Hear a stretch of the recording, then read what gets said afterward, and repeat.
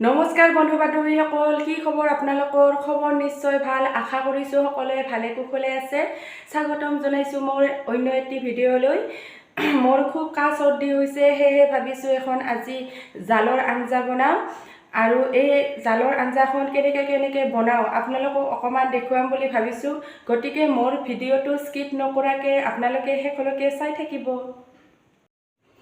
মই ইয়াত লৈছোঁ অকণমান লোকেল চিকেন, ধনিয়া পাত, সৰু মানিমুনি, ডাঙৰ মানিমুনি অকণমান, আদা নহৰুৰ পেষ্ট, ভেদাইলতা আৰু এইখিনি বৰ ধনিয়া। যিহেতু খৰালিৰ কাল, সেয়েহে বৰ ধনিয়া কেইখিলা সৰু সৰু হৈছে, বাৰিষা দিনতহে বহুত ডাঙৰ ডাঙৰ হয়।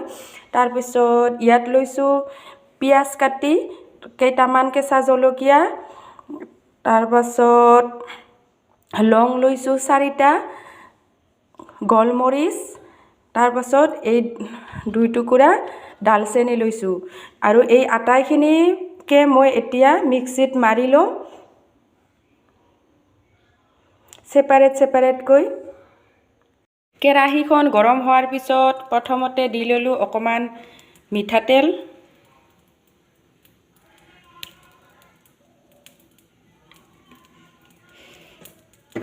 তাৰপাছত দিম কুটি লোৱা পিঁয়াজখিনি,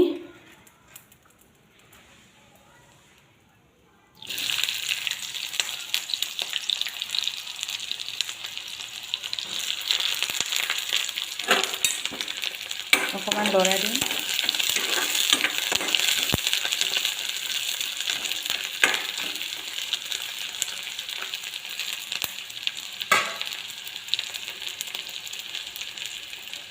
হালধি,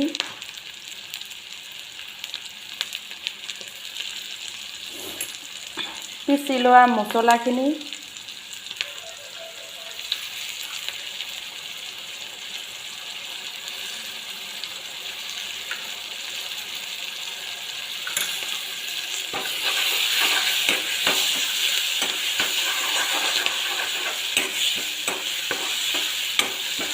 এতিয়া পিঁয়াজখিনি ৰংচুৱা হোৱালৈকে ভাজি থাকিম।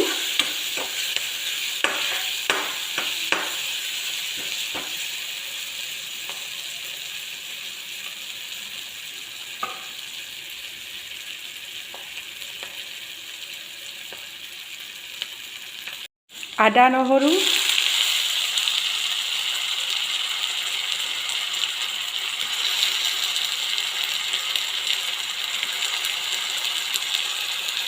এতিয়া অকণমান এনেকৈ ভাজি লওঁ।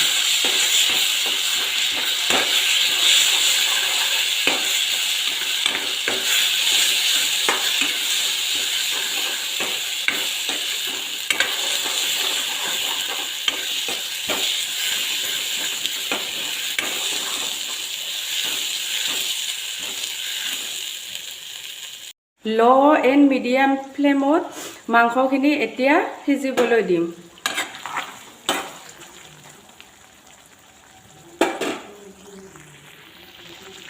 ঢাকনিখন দি দিছোঁ।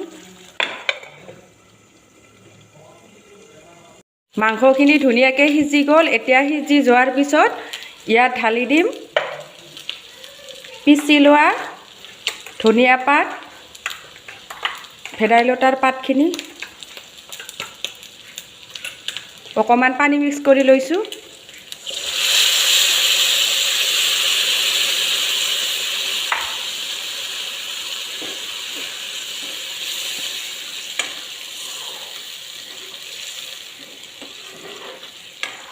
আঞ্জাখন একেবাৰে সেউজীয়া হৈ গ'ল।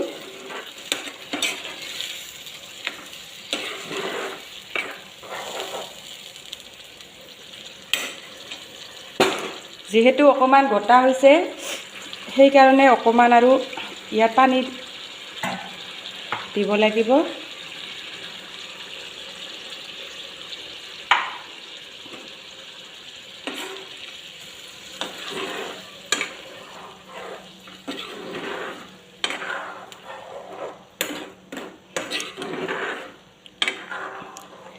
এতিয়া 10-15 মিনিটমান উতল অহাৰ পিছত নমাই থ'ব লাগিব।